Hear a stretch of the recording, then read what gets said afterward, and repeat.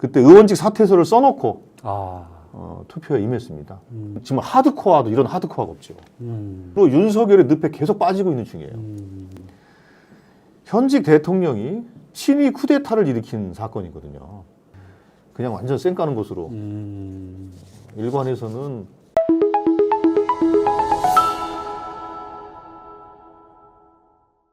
오직 한가닥 다른 가슴 속 목마름의 기억이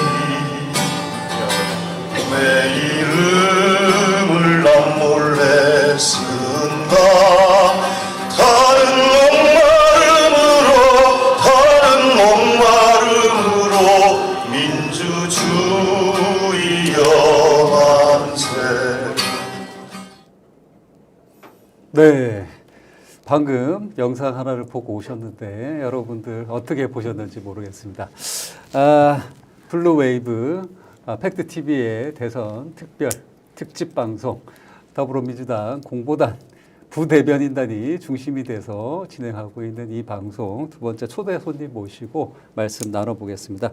오늘은 제 직장 상사를 모셔봤는데요. 여러분 소개해드리겠습니다. 조승래 의원님이십니다. 네. 예, 반갑습니다. 더불어민주당 공보단장 겸 수석대변인을 맡고 있는 조승래 의원입니다. 예, 반갑습니다. 네, 반갑습니다. 의원님 요새 기자들 전화 많이 받으시죠? 근데 요즘은 경선에 들어가서 네.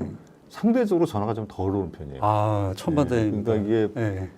윤석열 대통령 탄핵, 그러니까 파면 결정이 되기 전까지, 그리고 또 그리고 이재명 대표가 당대표 사퇴하기 전까지는 당에서 공식적인 어쨌든 경선 스케줄이 진행이 안 됐지 않습니까? 네. 그때까지는 전화가 뭐 엄청나게 많이 왔죠. 그런데 그때- 요즘은 조금 한가해요. 그래서. 네. 그때 그 전화 중에 한 1%는 제가 받은 전화인데 나는 답변할 수 없으니 우리 수석님에게 전화를 해라 해서 아무래도 그렇긴 하겠죠. 예. 아, 이해해 주셔서 감사합니다. 저는 혼날 줄 알았는데. 아니 그거는 근데 네. 제일 문제가 특히 그 대변인 또 공부하는 분들은 모르면 모른다 하는 것이 좋습니다. 아. 괜히 모르는데 아는 척 하다가 사고 나거든요. 그럼 계속 돌리도록 하겠습니다. 아니 그럼요. 아니 그거 또 한편은 그렇게 하시는 게 필요한데 네.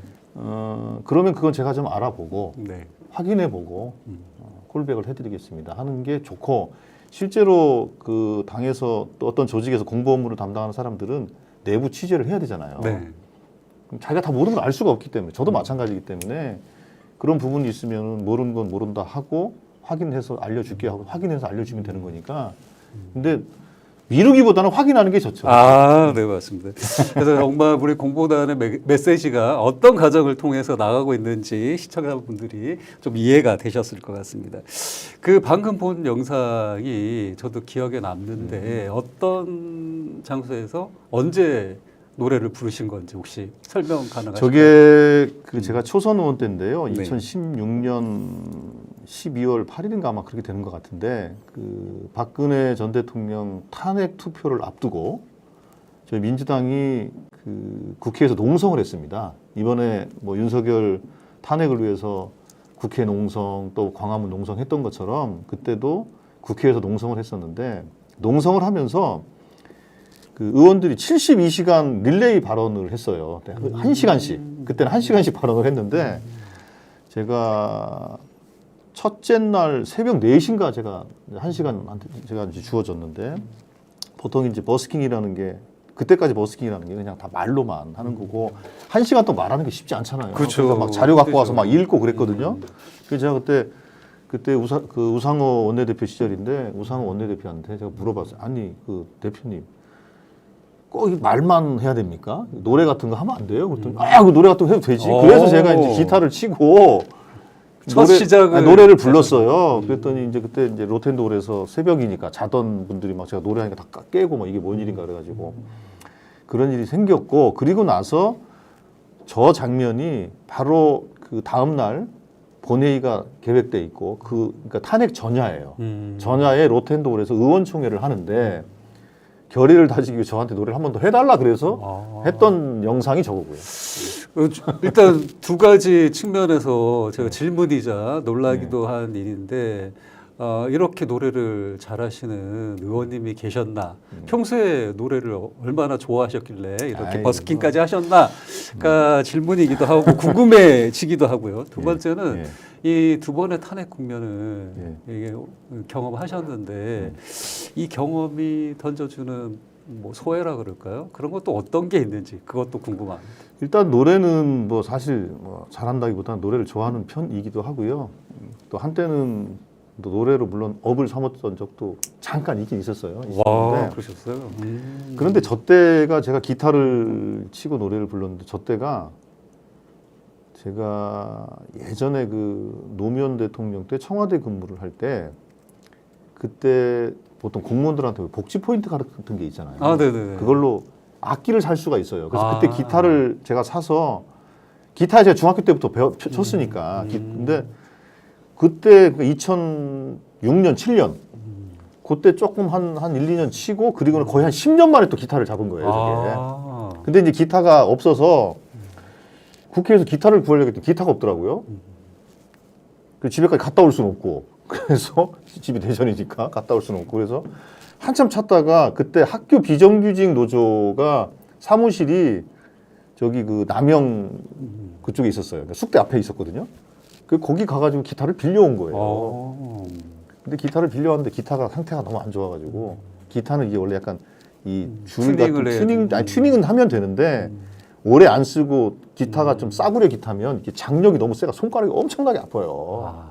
근데 그런 상태의 기타였죠. 그래서 그거를 치면서 저도 한 그때 잡은 거의 얼추 한 10년 만에 기타를 치면서 노래를 한 거였어요. 그러니까 뭐 잘했다기보다는 당시 정말 절박했죠. 근데 저희들은 그때 의원직 사퇴서를 써놓고 투표에 임했습니다. 그래서 제가 그때 그 페이스북에 저도 이렇게 그 업로드를 한 기억이 나는데 사직서를 쓰고 그리고 나서 저희들이 농성하고 투표를 했기 때문에 상당한 그 당시에도 결단과 고민 시간이었죠.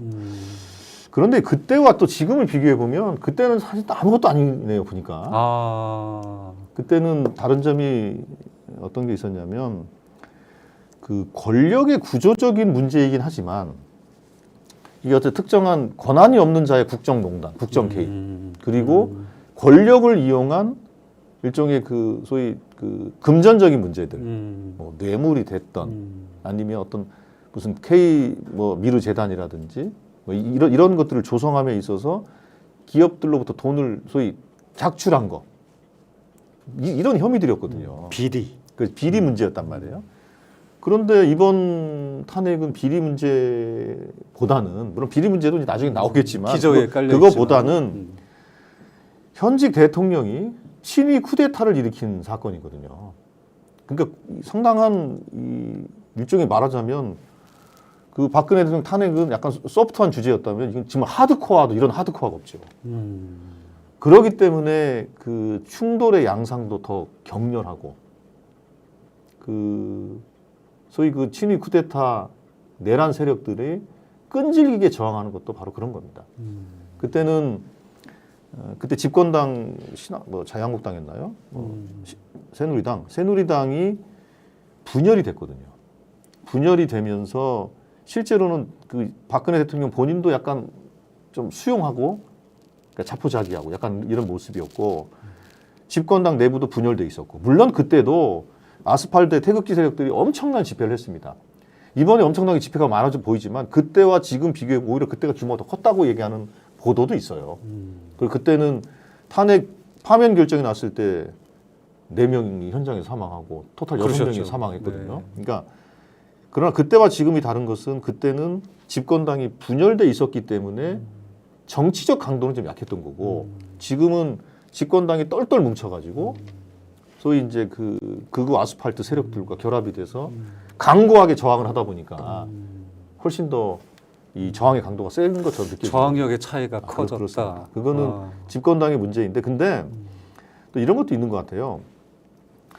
지금 국민의힘이 그때 박근혜 탄핵의 강을 잘 건너자고 그랬었어요. 네. 그래서 그때는 탄핵의 강을 건너면서 자기들이 잘못한 것들은 좀 수용을 하고 때로는 고치기도 하고 국민들한테 용서도 빌고 그랬거든요.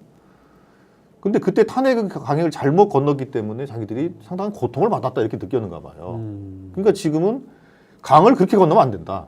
잘못된 학습을 한 그래서 거예요. 거꾸로 윤석열의 늪에 계속 빠지고 있는 중이에요. 그러니까 박근혜 탄핵의 강을 잘못 건넜다는 트라우마 때문에 지금 이 사람들은 거꾸로 윤석열의 늪에 갈수록 깊이 빠져들고 있는 겁니다. 좀 한심한 결론이죠, 그러니까. 네. 교훈을 제대로 얻지 못했네요. 그렇습니다. 네, 교훈을 통해서 나의 잘못된 행동을 교정해야 되는데 결국 모든 정치 세력은 우긴다고 되는 건 아니고 잘못했으면 잘못한 것에 대해서 인정하고 용서를 빌고 잘하겠다고 계획도 세우고 또 믿어달라고 하고 이런 과정도 있어야죠. 그런 과정이 없이 그냥 완전 쌩 까는 것으로 일관해서는 당장은 자기들끼리 뭉칠 수는 있겠지만 국민 다수의 인정을 받기는 어렵겠죠.